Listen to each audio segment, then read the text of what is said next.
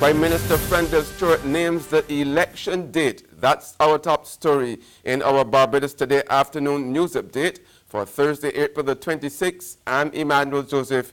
Thanks for joining us. The long-awaited general election date has finally been named. Prime Minister Frendel Stewart this morning announced May 24th as the date when Barbadians will go to the polls to elect a new government to run the country for the next 5 years. In a brief statement issued by the Barbados Government Information Service, Prime Minister Stewart also said that May 7th would be nomination day. In a swift response, political scientist Peter Wickham said now that the election date has been announced, he is anxious to hear from the Prime Minister why he waited this long to ring the bell. Yeah, the date of the 24th is a logical date for the DLP, and it certainly raises the question as to why, if the date was so logical, did the Prime Minister not just do this a long time ago and save us all the anticipation. But the reality is that once you pass the psychological sweet spot for the Barbados Labour Party, which is about now, the next date that he looked at that would be good would be middle to the end of May, and certainly several of us have said this a long time ago that seemed to have been the logic. You know, once you pass January, you're looking at around now, and this is basically what he's done.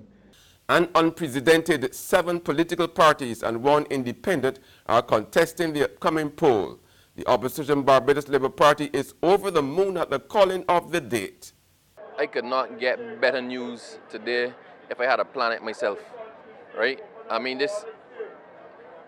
I don't know what the Prime Minister was thinking. He called this election before our picnic. Our picnic now turned into a rally. My East Coast can be burst. My people could not wait, getting calls the whole day. My phone pinging. People saying, at last, I can't wait to vote them out. I feel so relieved and happy, right? But the hard work is now starting. We're not fooling ourselves, the work has to be done. But I am glad that this waiting and this hanging in suspense is over. I think it was irresponsible of the Prime Minister to make us wait so long. I think it went against everything that was intended for that emergency 90-day period. But date is run until night catch it. And that was opposition candidate for Christchurch East, Wilfred Abrams. And Barbadians have been having their say on the long-awaited election date.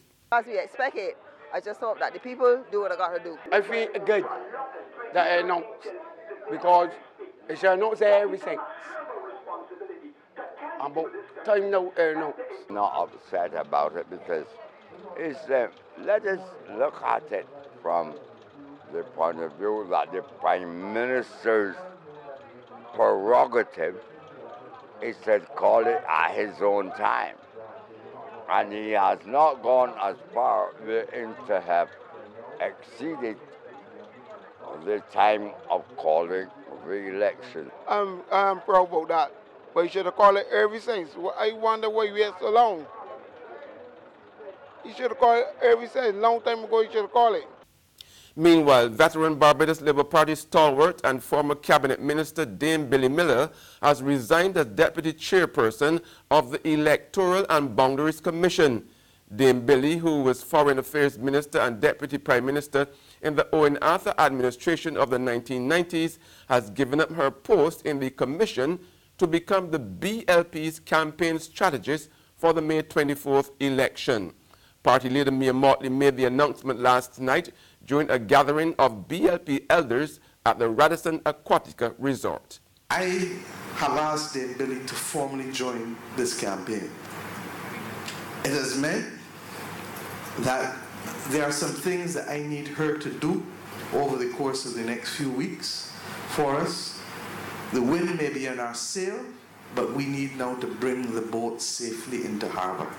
And I make no apologies for saying I will not take any chances with the lives and aspirations of the people of Barbados in so doing. I've therefore asked her to formally join this campaign because no one can replace her in the campaign, but I can find someone to do her work at the Electoral and Boundaries Commission. And therefore I want to thank her for her service as Deputy Chairman of the Electoral and Boundaries Commission. I believe she has formally advised Her Excellency Dame Sandra Mason that she has demitted her office as of Monday as Deputy Chairman of that Commission.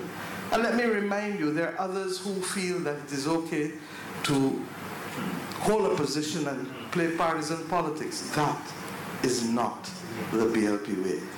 And once that decision has been made for her to join me in the campaign, that position became vacant, and I've advised the Prime Minister formally that I would like him to appoint Mr. Leslie Haynes, Queen's Counsel, as Deputy Chair to replace Dame Billy. The opposition leader is recommending to the Governor-General, Dame Sandra Mason, that Queen's Counsel Leslie Haynes should replace Dame Billy on the Electoral and Boundaries Commission. And Cabinet Minister and MP for St. James South Donville Innes says more than 100 families in Haynesville have so far received their title deeds to officially own their National Housing Corporation units. Addressing the Democratic Labour Party spot meeting in Haynesville last night, an animated Innes said there was nothing like a person turning the key to their own home. So the people of Haynesville, out of 323 families, we know that approximately 220 qualified to own the units and are no longer paying rent. And there are about 120 title deeds either issued or soon to be issued. I know, for example, that blocks 13 to 29 have already been assessed by the engineers, surveying done, and those who are entitled to title deeds, most of them have received them. The Anglican Church remains divided over the election of a new bishop. After about 10 hours of voting and counting in the highly anticipated election for a successor to replace the retired Dr. John Holder, the House of Laity was last night strongly behind the youthful candidate, the Reverend John Rogers, 45, rector of the St. George Parish Church, while the House of Clergy supported his senior, Dr. Jeffrey Gibson, the 61-year-old dean of the St. Michael's Cathedral. Diocesan Administrator Canon Wayne Isaacs told reporters outside the Ivan Hayward Center that adjoins the Christchurch Parish Church just before 11 last night that a meeting is to be held at a later date to vote again. There's regional and international news after this short break.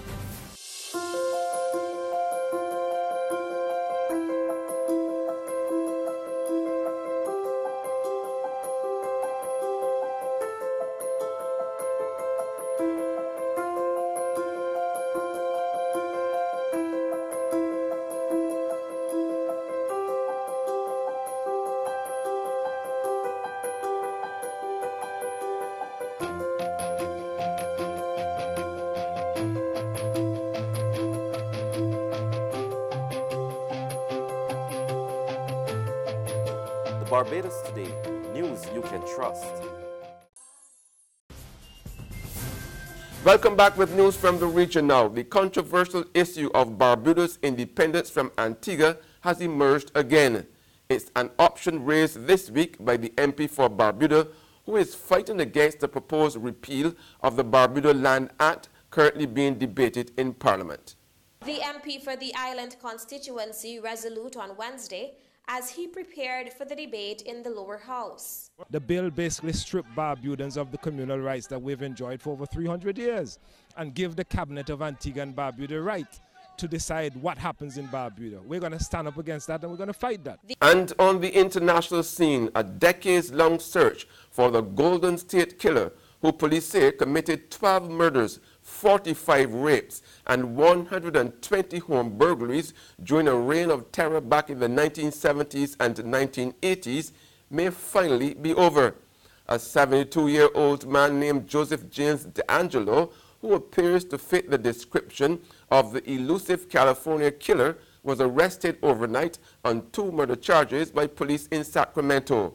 He is believed to be an ex-police officer. And that's news, but for the very latest, visit our website at www.barbadostoday.bb.